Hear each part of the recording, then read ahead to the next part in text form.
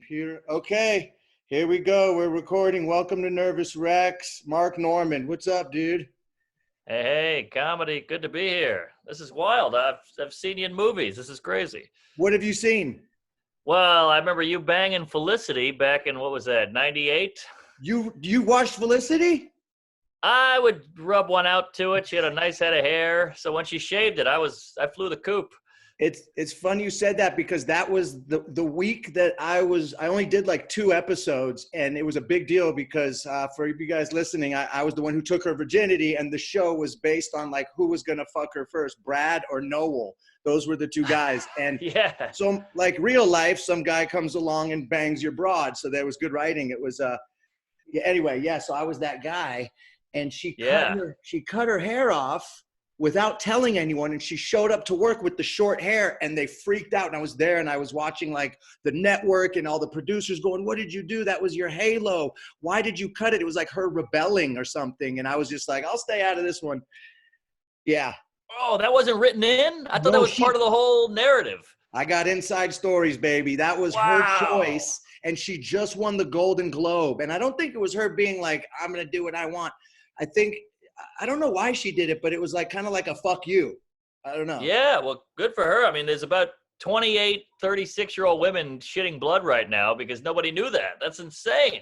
Yeah, yeah, women are ovulating. Let's Yeah, that's a hot scoop.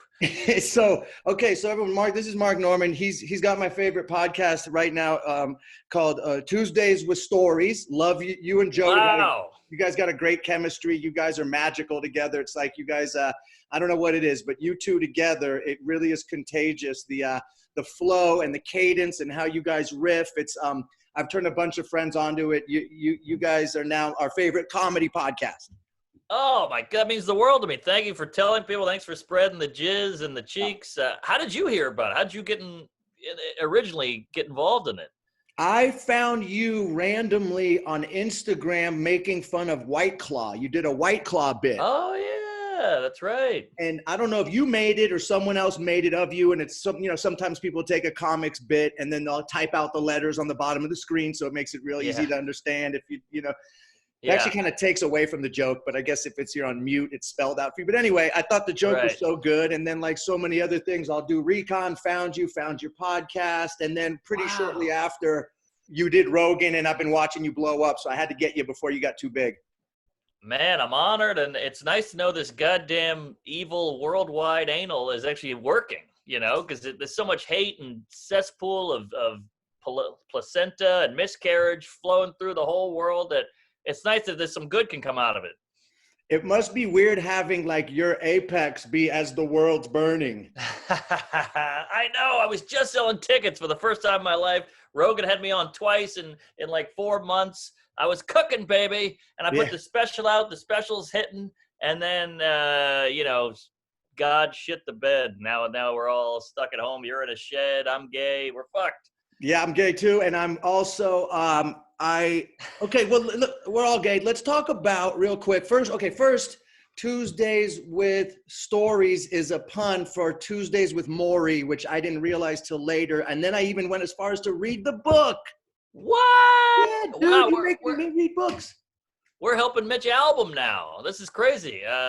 Yeah, I don't know why Joe List decided to call it that. I was like, I like a pun. It's coming out on Tuesday. Fuck it, let's do it. And there's not much behind it. Everybody thinks there's like some kind of reasoning behind everything. Like, it sounded good, and it's one of those names that's just caught on. Like, the first time you hear orange is the new black, that's a little bit of a mouthful. I don't know about that, but now it just flows, and now our title just flows. No, it's great. And I didn't get the pun. And then I realized, oh, they're just talking. It's so, don't take this the wrong way. It's so like trivial or mundane. You guys are just talking Yes. about you guys are talking about being stuck in the airport for an hour, and I'm fucking captivated.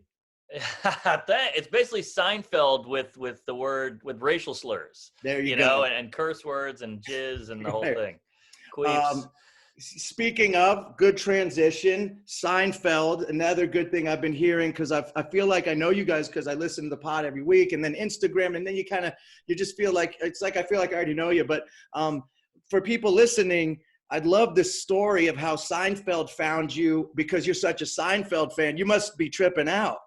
I was tripping out, man. I was freaking out. The whole thing's bananas. I know that guy's face. I know his voice. I used to watch him on Must See TV back in, what was that, the 40s with Right, my before you. mom. I would sit on the floor, and I loved it then. And then I found his stand up. We watched, I'm telling you, for the last time on HBO as a family. That was like a big deal. And yeah, then I moved to New York, and it's one of those things you're like, oh, Seinfeld, he's like, he's like a fucking Mick Jagger level kind of fame. I'm a comic, he's a comic, but we'll never cross paths. Right. And I did Tonight Show. He saw it, and he was like, "Oh, who's this guy?" And then he kind of did some Simon Rexing, and that was it. He sucked his own I dick. saw him in Great. person. Now, that was so that must be so surreal because I know that feeling of like looking up to someone, and often you don't want to meet. I've learned, in my humble opinion, often you don't want to meet your heroes because you'll get let down. Yeah. I don't. It doesn't seem like that's the case because you guys are buddy now and hanging out. So it seems like you guys have become friends, right? I mean, somewhat. He's still in his ivory Jew tower, and I'm down here in a fucking, I'm a sewer rat. Right. So we text every now and then, but I think I could say, hey, I'm buying a car. Which one's better or whatever? And he would answer right away. And so he's a cool dude. But who are some of the people you met, if I can ask? Like, who blew your mind?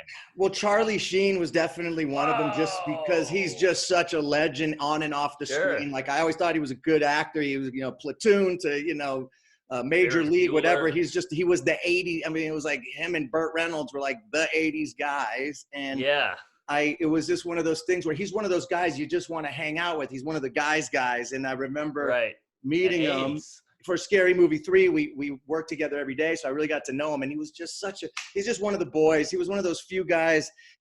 I'm quite often disappointed when I meet like celebrities. I'm like, I'd rather hang out with the valet at a Hollywood party than the fucking celebrity. Same here. It's all bullshit. But he was one of the guys that was really just one of the boys, and he just wants to hang out. But he's so famous that we couldn't even go. We were in Vancouver, and we couldn't even go out to lunch or dinner or anything because he just gets mobbed. And this was in like 2003, before the whole Tiger Blood and the whole crazy shit happened. But anyway, he was one of those guys. Yeah.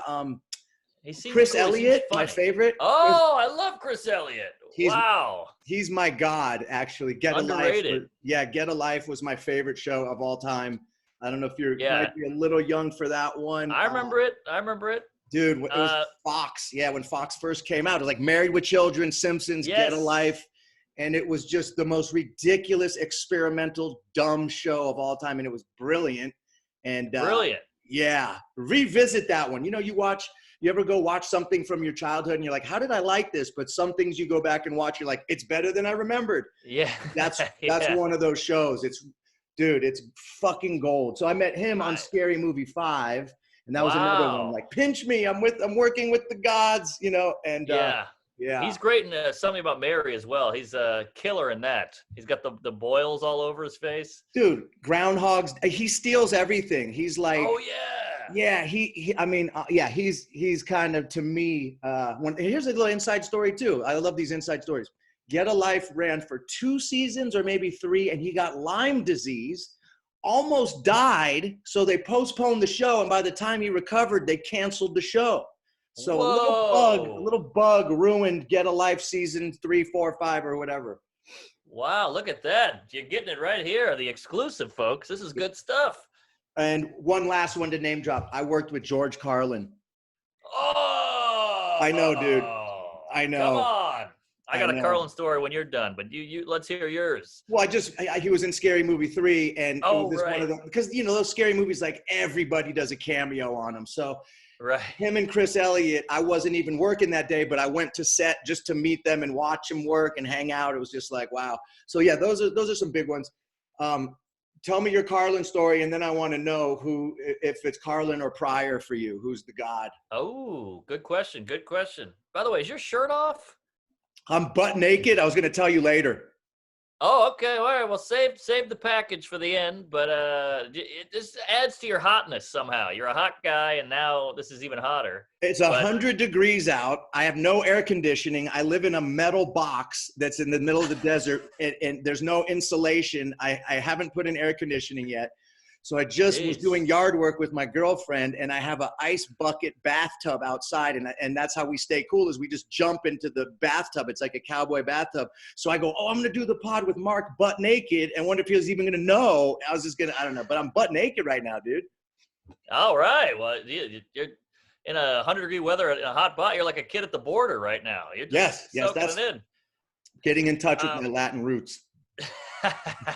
So Carlin was doing a book signing at Borders Books on Wall Street. I worked in Union Square. I lied. I said I got a tummy ache. I said I got to go to the hospital.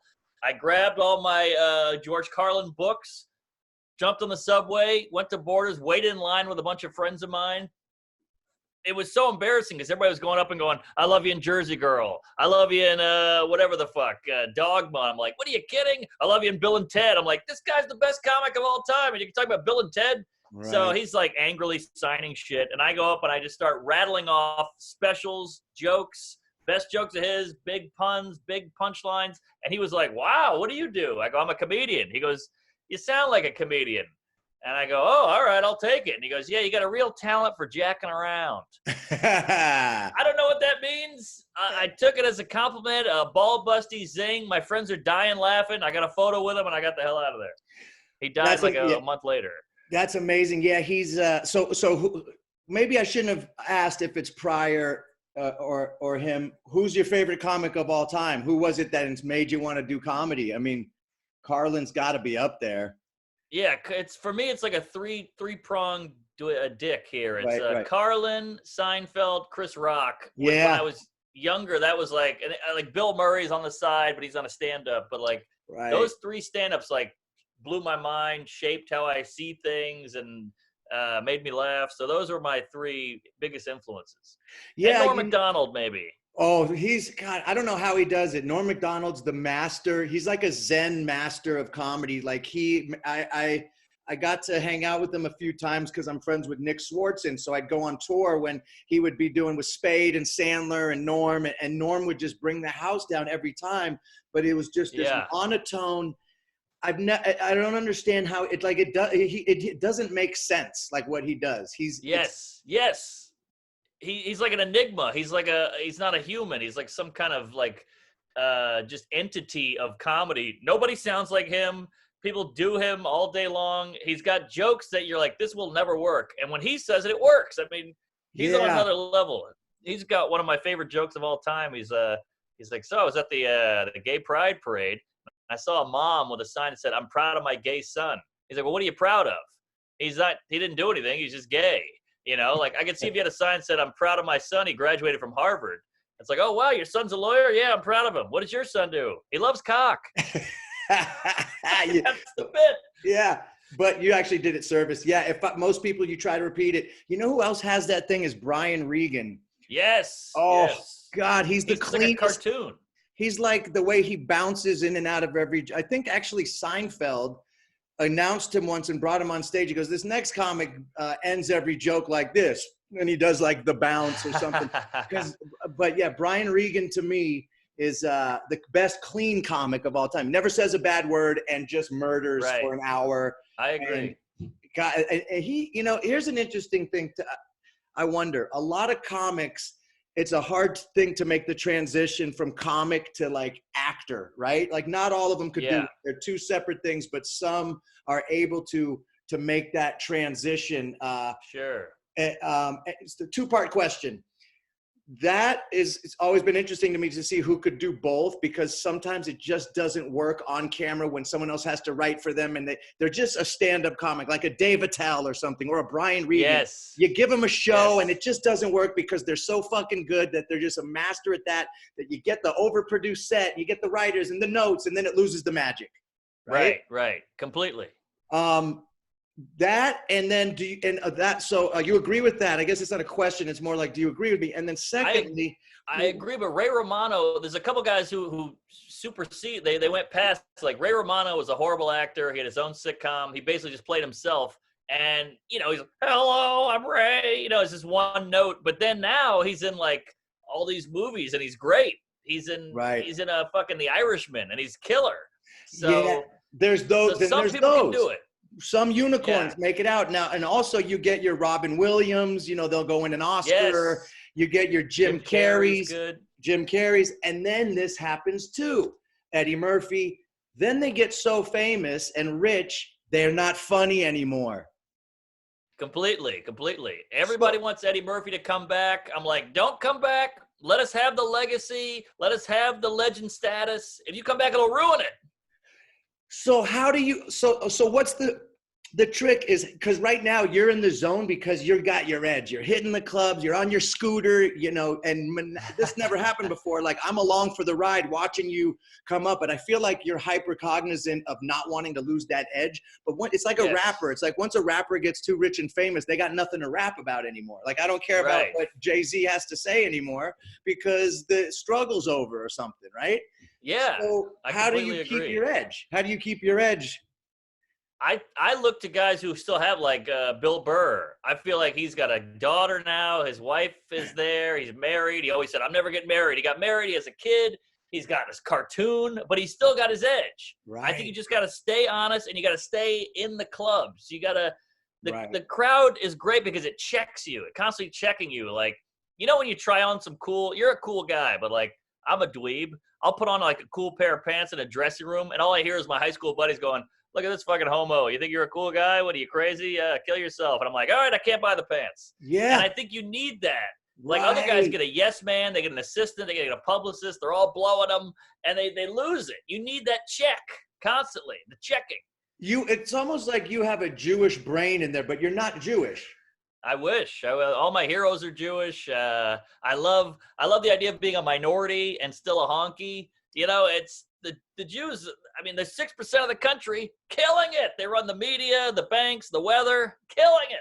Yeah, I'm conflicted because I'm half Jewish, but my mom is Jewish, which means I'm Jewish. So, like, if Hitler came in, he'd be like, "Oh, your mom's Jewish. You're out of here. You're coming with us." So, well, technically, I'm a Jew, but I'm treated like I don't necessarily. I mean, unless you really look at the profile, you might be like, "Hey, he's just an Aryan white guy." But no, I'm Jewish, so I have the neurotic, you know, I hate myself brain. Yeah, same. So I'm constantly checking myself, and I can never like kick my feet up and be, you know, and plus also in this business, I've had the peaks and valleys. I've had it all, then had nothing, and had it all, had nothing. So you eat the humble pie, and then you realize how good the humble pie tastes because it really does. You need it. You need to. I've had I've been on the top of the fucking mountain, and I've been in the gutter and everywhere in between. And I think that's I'm lucky that I had that, you know, because I'm constantly checking myself, right? The king of that is, I think you're completely right, is Larry David. Larry David is a zillionaire, best sitcom of all time. His new show on HBO is great. It's fucking 11 years in the making or whatever the hell. And he's still a fucking meek, bald Jew with glasses who is neurotic and hates himself. Like, I mean, he just grew up in Brooklyn. His mom yelled at him every day. He was poor. He drove a cab. And I think for some people, it's just built in. It's in you. I mean, Colin Quinn said no one handles success well, but I disagree. I think some people do. Like Larry David is just the same guy. He said he bought a convertible once, and he put the top down, and he drove by. He's at a red light, and somebody goes, "Your show sucks." He said he put the top up and dropped the car off and bought a Prius. Oh my God! I can't. I have a very similar. I don't want to just make this about me, but I want to share a story. I had the same thing happen to me. I had a lot of success around the time I had Scary Movie come out, and this is back when Hollywood was paying bank. I mean, like, I was making. It sounds tacky to talk about, but it was in the past. I mean, I was making a lot of money on Felicity and this other WB show. This was a time when they were handing out what's called holding deals, where they would give you 6 figures to not work for another network, dude. Like, it's over. Those days are over. Of course. The WB network, remember that? The WB, they gave me like, they gave me 6 figures and just said, we're keeping you on ice. We don't know what we're going to do with you yet, but you're not allowed to work for any other networks. I'm fucking, 26 years old. Like, are you fucking kidding me? So I go and buy a Porsche, right? Oh, yeah. Because you got to, right? So I buy a Porsche. I buy a Porsche convertible stick shift, and I was smoking a lot of weed at the time. So I was like, I was smoking weed, and I was hungover, and I was stoned, and I pulled up in front of a bank on Wilshire Boulevard, and I saw myself in the reflection of the bank, and I said, "Oh my God, I'm the hungover douchebag in a Porsche, actor in Hollywood." Traded it in that day for an Audi sedan. That's amazing. But good on you. Good on Yeah. you for getting the message in the mirror and actually applying it. Because most people go, fuck it, I am this guy. Blow me, suck my dick. But you said, no, I'm a half Jew. I'm putting this back. I hated myself, but it was interesting to see how people treat you in the car. It was almost like a social experiment to see, like when people pull up and look in the car, and and women are looking at you, and you know, it changes everything, especially in LA. It's so superficial. But and then I had a Prius for the last 10 years. I actually just gave my mom my Prius after 10 fucking years, and the Prius is the best because nobody looks at you. You're just I got a gray Prius. Right, you're invisible. See, you're the hot Larry David. Nobody knows that about you. You're the sexy David. I'll take that. That's the best compliment I've ever had. Larry David. Wow. Yeah. So there's a few that keep their edge. I guess you seem like the kind of guy that even if you get a lot of success, I feel that you're going to be the kind of guy who's going to stay humble and not lose the edge. So I'm not worried about you, but I imagine that's something that a lot of comics, like you guys, talk about. Oh yeah. And you got to have comics around you to tell you, hey, that joke's hacky. Right. You're being weird. You've changed. You got to have those guys. And look, some shit you should accept. This is the part I'm not good at. This is where therapy comes in. Right. You know, like, hey, you got this TV show. And in my mind, I'll make up a way to turn it down. I'll be like, no, I'm not a sellout or whatever. People are like, take the fucking show, you idiot. Like, stop trying to be, you know, cool guy who's on the fringe of showbiz. Take the fucking show, make a couple million, buy a house. And I'm like, oh yeah, you're right. So I got to work on that too. Taking shit, accepting shit. I can't take a compliment. I get compliments all day on YouTube. I just go, then you see the one bad one.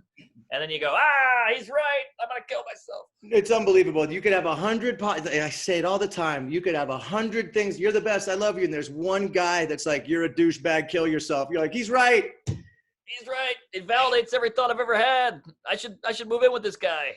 Oh, it's so true. It's so funny how we do that. But all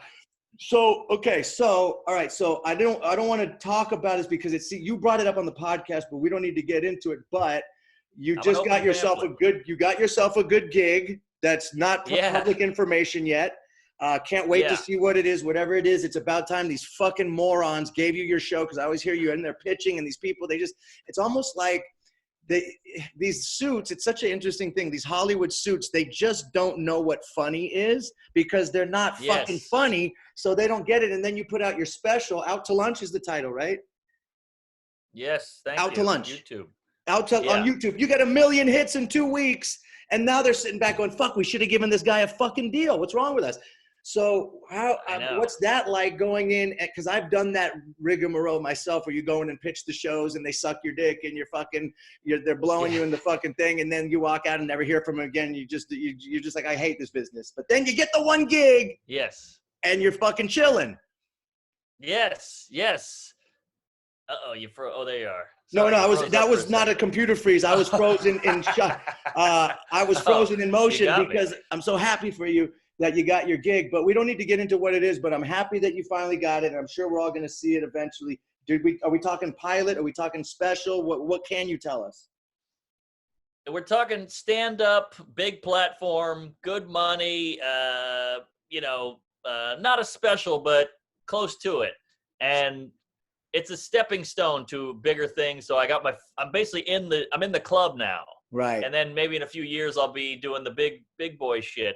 But I'm in the club now, and it's bittersweet, Rexy, because, hey, I put this special on YouTube. I had to grab my balls, hike up my skirt, and go, all right, this is a risk. This could just fizzle out. This is something I've worked on for 4 years. That set, tightening and roads and getting heckled and going out to fucking Lansing, Michigan and Wichita and all this shit, get my ass kicked.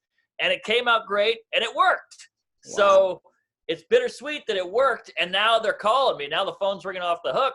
But I'm also like, I'm the same guy I was before, but these are such queefs. They're such ballless, nutless cunts that they can't take a chance on a straight whitey. It's too risky.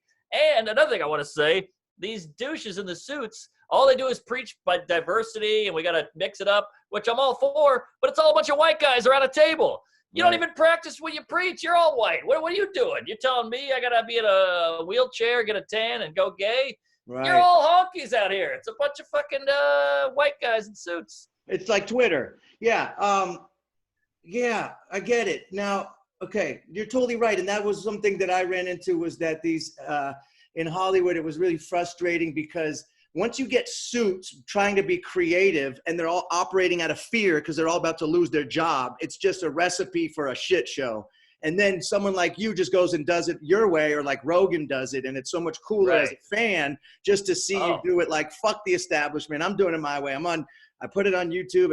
Millions of people are laughing, which at the end of the day, I mean, that's all it's really about, isn't it? Like, it's the magic, making people laugh. You're doing God's work. This is actually to me, stand-up comedy is, and Chris Ryan, who I'm setting you up with, I'd love for you to do his podcast. He always says that stand-up comedians, that's the oldest job in the world, because think about it. Back in like hunter-gatherer days, someone sat around the fire telling stories and making people laugh. It's like the purest form of entertainment. I tried stand-up for a few months in New York and LA.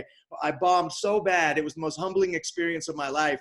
And there was nothing more nerve-wracking than waking up in the morning and knowing that I got to go stand on stage for 5 minutes at an open mic with a light in my face, and these jokes that I doubt that are funny in my own mind. And then I'm saying them, and just thinking about it, it's like the same feeling as when you're going to get beat up after school. Your nerves are right. Oh, fuck. I don't know how you get it. I don't know. I had those same. When I moved to New York for the first 3 years, I had those fears. I'd wake up and your eyes open. The first thing you think is like, oh, I'm doing that fucking mic on 13th Street today. God, that thing is a fucking killer. I'm going to die up there. But yeah, man, thanks. Stand-up is cool because I always wonder, like, you see guys playing the guitar and he's like passionate about the guitar, passionate about sneakers, or passionate about cars. I'm like, but what if cars were never invented? What if the guitar was never invented? What would you do? Right. Comedy is great because it just is. It's like dancing or fighting, it's just, you don't have to invent it. It's just a human trait. So I love that you can't take it away, and AI can't do it. Right. You can get an AI truck driver all day, but you can't get a robot to write a zinger. Right. That's so true. So that's fun.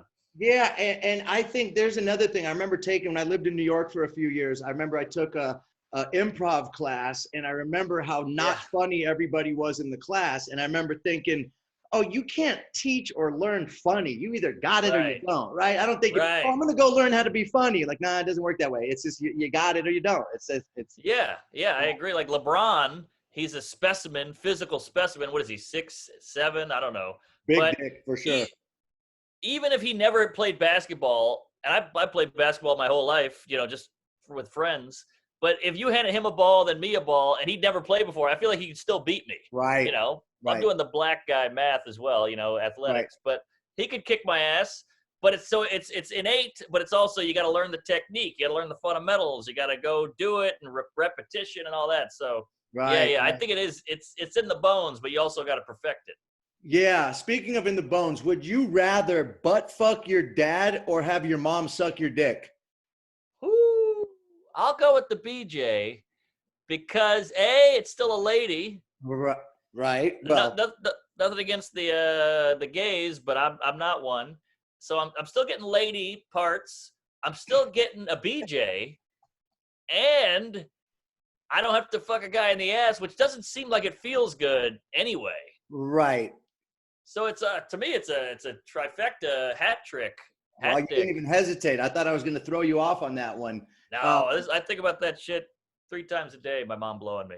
Are you a masker or an anti-masker? How do you feel about the pandemic? And what's your? Are you? Because I'm just the neurotic Jew who doesn't want to upset anyone. And in my mind, if there's a 1% chance that I might get someone else sick, I just don't want to be like, sorry. I don't want to cause any problems. So I got some friends who are like, my civil rights are taken away. It's like, just wear the fucking mask for a couple weeks. I don't know. What's your take? I wear it just. I don't think I need it. Like I'm all over.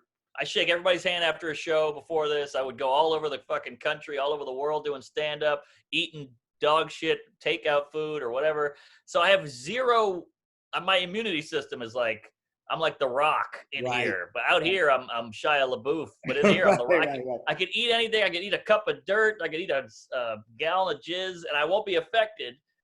But I just wear the mask because I'm like you. I'm scared of getting yelled at by an old lady because that'll just ruin my whole confidence.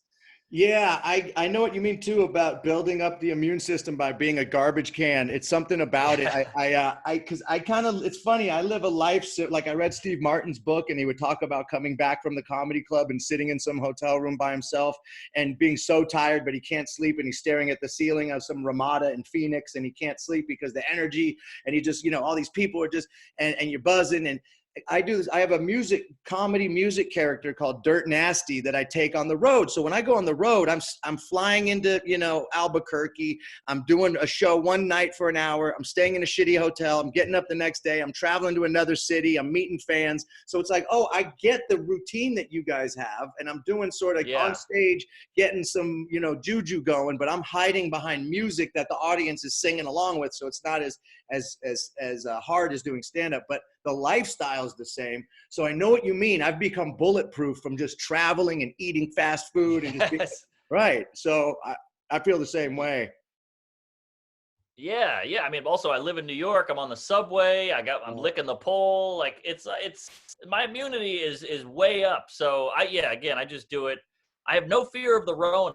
I think I had a taste of it in February. Yeah. And I just shit it right out, and it lasted like a day or 2 days. Yeah. So I'm with you. We're a couple sewer rats, and that's not talked about in our society enough. I feel like we're all about Purell. We're all about health and all that, and I get it, but I think some of that is making us weaker in a way. Yeah. I think, no, it's like if you, you over shelter your baby from exposure to germs, the baby's going to be all fucked up. You got to let the kid run around in the shit and suck other baby dicks and all that stuff. Now, I got one for you. Would you rather never have a drink again or never get laid again for the rest of your life? Ooh, yeah, baby. I'm coming in with some fire. These are good ones.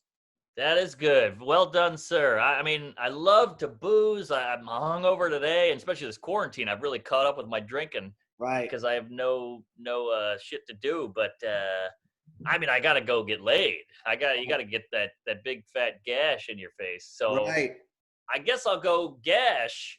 I'd rather do that, but it's tough. Hard to get laid without the gash or without the booze. Well, it's tough because if you accumulate the amount of time, and let's just be realistic, like I'm not into marathon sex. Maybe if you have sex once a day, it's for 15 minutes. Let's just say 15. Sure. But getting fucked up could be a few hours a day of laughs and fun and hanging out and therapy. I had a doctor once tell me he would rather me go out and get drunk once a week, that I would live longer if I went and got shit-faced once a week, as long as I didn't smoke cigarettes or get behind the wheel of a car or do drugs after. He goes, your stress levels, your cortisol levels will be lower in the long run if you go out and get fucked up once a week. He told me that. Wow. Yeah, I completely agree. I think he's dead on. But let's just be honest. How much trim did you plow through in the late 90s? I mean, that must have been like award-winning Wilt Chamberlain numbers, just a ton of clam, box, poo nanny, beef curtain, labia, the hatchet wound, honey pot. I mean, it must have been miles long. All that and then some. It was definitely fun times, but I was just talking about this with my ex, but I was talking about this with my girlfriend, my current girlfriend. Ooh. That back then this is in the 90s when AIDS was still scary, dude. Oh, there was still the leftover 80s. I remember going to New York City. I was doing what you're doing now, baby, but I was in fucking 93 to 98. I was in New York, and it might as well have been the 80s.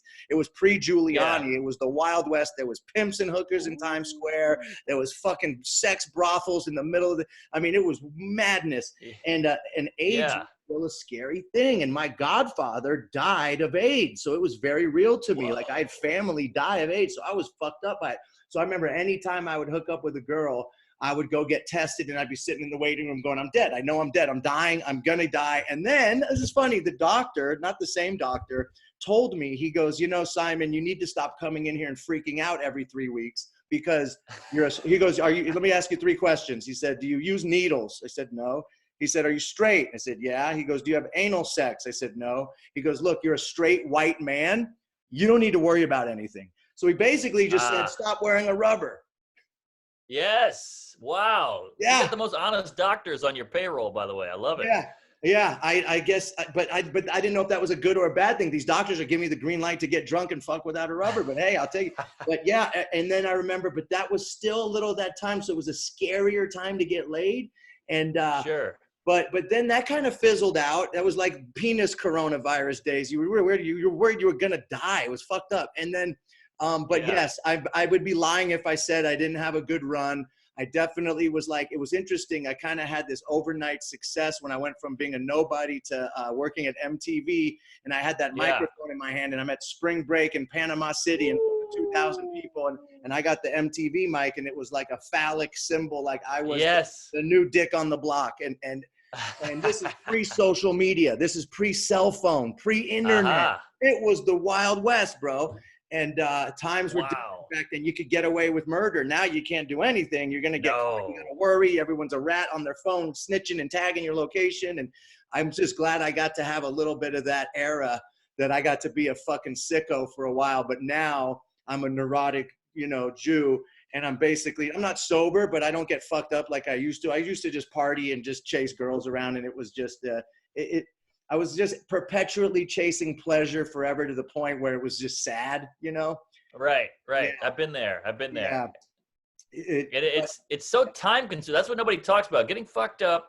Not only are you getting fucked up, hanging out with your friends, driving around all night, going to bars, but then the hangover takes like you're not healthy till 5 p.m. the next day, so that day's just gone. And then Right. chasing the lady parts around is like, that takes a couple hours. You got to talk them into it. You got to lie to them. You got to slip them Right, something, right. whatever it is. You got to buy them drink. You got to go to another location. You got to go to their place, and you got to get out of their place. It's a full-time job. It's exactly right. And I remember at one point I was like, if I would have added up all these hours that I was chasing girls and partying and put that into my career, I would probably be a successful millionaire. But then I also think I would also probably be dead. So I'm glad I'm even Right. I would be like on a yacht in Saint-Tropez with a heroin needle like in my dick with like Leonardo DiCaprio or some crazy shit. So I'm glad I didn't Exactly. get to that level. I've been like in the peripheral of those guys in LA, but I was never quite in the A list. I was always just like, I always look at it like this, like I'm in the NFL, but I'm not playing in the game. I'm on the sideline and my jersey's all clean, but I'm in the game, baby. You're in the game. You're in the Superdome. You're in the Super Bowl, and you got a ring, and you're getting all the benefits and the money. I think you're fine. I feel like it's better to be in that middle zone because then there's no expectation. Yes. There's no, so I was just always kind of threading that thing. So I think I was very lucky to just have like moderate success because I've seen some, I don't want to say names, but people really blow up and they lose the plot. They lose the plot. I mean, fame is a fucked up thing. It's psychologically, I don't think anyone's built for it. And a lot of people, everyone wants it. And it's like, you don't even know what you're asking for. Cause I've had a little taste of it and it fucks you up like psychologically, Really? I think so. Yeah. For me, at least. Cause I'm a weird, I'm a self-loathing Jew and I hate myself. And I want, I'm just like, and anytime someone busts out a phone, you're like, are they taking a picture of me? Oh, I'm such a narcissistic maniac. They're not taking a picture of me. Then the flash goes off and then they tag you. They were taking a picture of me and you just go through. Well, it's fame. I don't have any touch with fame. I've met celebrities, obviously, but I have no fame myself. But I've felt the drug a little bit, and it's almost like booze, where I think you can, if you learn to manage it, you're going to be fine. Like, we all know the guy who blacks out every night. He drinks too much whiskey, passes out on the sidewalk, he pukes on himself, and he pisses himself. Or you can go, all right, I had 2 shots. Let me hold on to a Budweiser for a couple hours, have another shot, and then I'm going home. Right. And you kind of got to do that with fame, like, all right, I'll take this movie. Fuck that. No, thank you. VH1 or whatever it is. Right. And, you play it safe.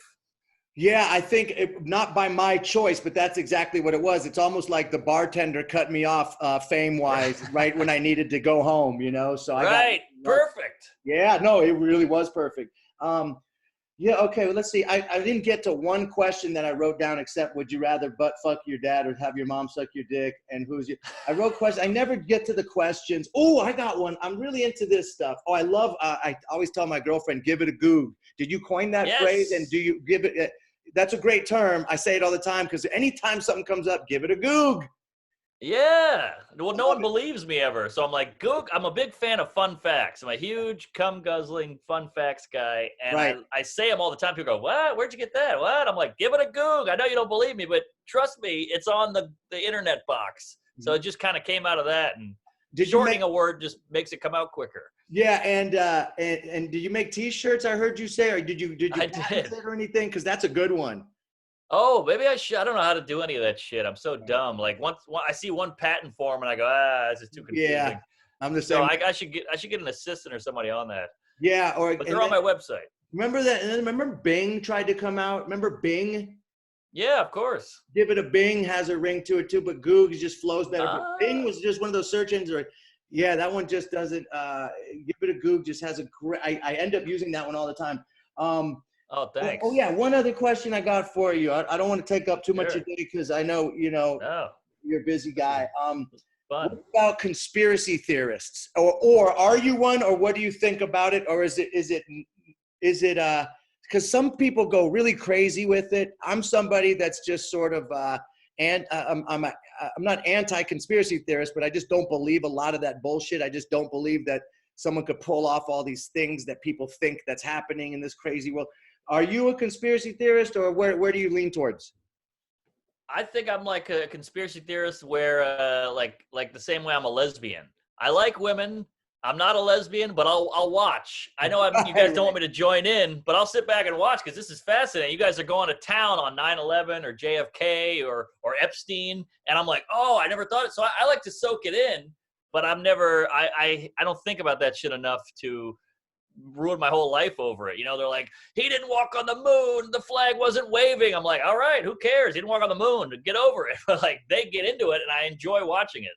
God, I wish I could be like you because I end up taking it so personal when it's my friends who go so crazy. I just want to wring their neck because I kind of match their enthusiasm and get worked up about it because they say these things. And it's just like you said, I need to just learn to sit back and enjoy the show. Right, right. Yeah, Epstein Yeah. didn't kill himself. All right, great. Moving, what's for dinner? You know, I just move Totally. on. But Totally. but I do find it interesting. Yeah, how does it affect your day-to-day life and what are you going to do about it? That's what I always end up saying. Yes, here. Well Yeah. said. Now, one other thing. What Joe Rogan obviously took you to another level. What was it? Because I know my buddy Theo Vaughn. As soon as Theo Vaughn did Rogan, it was like overnight. Yeah. So Overnight. so what was that like? Or was it did you notice the phone just start blowing up more as soon as you did Rogan? How's that work? Totally. I mean, Theo Vaughn, let's be clear, he had like a meteoric rise. It was like literally 1-2, night, day, nobody, huge. Whereas I'm kind of like still, my rocket's like Right. puttering up basically, which I'm fine with. I'll take anything I can get. But Theo Vaughn was so funny and he was so developed. Like his character and persona was so pitch perfect. And also we were kind of needing that in comedy. We didn't have like the hillbilly mullet funny guy. Right. So he's great. But I feel like Rogan was just so great because I'm at like a 2 out of 10 celebrity, and I was at a -8, Right. and he just put me up to a 2 in a second. Right. Like Bert Kreischer always shows you your numbers. He's obsessed with like numbers and how you're doing in career. And he just showed me one day. He's like, look at your name, and it was just like, woo, a huge spike the day after Rogan, and then I got to do it again. So I got another one of those. And I think it helped my special. It helped my numbers. It helped my whole confidence because I was like, oh, this can be done. Because I was getting so desperate and not disenfranchised, disillusioned. Disembargo. I don't know. Disconnected. Wait, you lose the love. No, you lose. The magic was gone. Maybe it's not a diss. You disappeared into your dick. Yeah, there you go. So okay. Yeah, he helped me jizz myself out of there. I got out of that hole. Yeah. Oh, and you know who else I love? Adam Morrell, your boy. God, his stuff. My two favorite comics right now are you and Adam, and you're fucking for killing it. And now it's just going to be so great. I'm going to feel so justified when I see both of you guys take it to the next level because I'm telling you, the Jew in me is like also kind of like the executive at the network who's like, hire that kid. That's just like, I should have been I think that might be my calling. Maybe I need to make transition into like going and fucking waking these suits up a little bit and be like, guys, listen to me. I'm a Jew. I know what I'm talking about. I've been on this side, that side. Hire this guy right now, you know, because they need to get rattled. Jesus. I would appreciate that. Somebody needs to do it. I feel like back in the day, they had some balls where there was always that one wily Jew who was like, no, screw you guys. I can see there's something into this kid. And it turns out it's fucking Alice Cooper or something. You know, we need a supermensch, somebody who can think outside the box. Supermensch. That was one of the most that guy's story is so fucking crazy, wasn't it? How he just fucking went to the hotel room and ended up doing LSD with Jimi Hendrix or whatever happened. And that's fucking nuts. Whoa. Oh, the best. Oh, shit. No, it's okay. I ignored the FaceTime. Anyway, let's let that be. We did 45 minutes. I told you 30 minutes. I squeezed another 15 out of you. I could do this forever. I can't thank you enough, Mark. I believe in you. I can't wait to see you take over fucking this whole comedy shit. And thanks for your time and just keep killing it, bro. I'm really happy to see you killing it, buddy. That means a lot, and just the fact that a guy like you listens to the pod is insane to me, and show business is bananas, and the world is crazy, but I appreciate this, and thanks for having me, and praise Allah. Yeah, praise Allah, and also everybody listening, check out, what's your Instagram so people could, it's at Mark, what is it? At Mark Normand on Instagram, at Mark Norm on Twitter. Special is Out to Lunch. Podcast is... Tuesdays with Stories, baby. Oh, there we go. Thank you. Hey, thank you so much, bud. I'll stay in touch. I'll keep stalking you on the gram, all right? Please. God love you. Thanks, brother.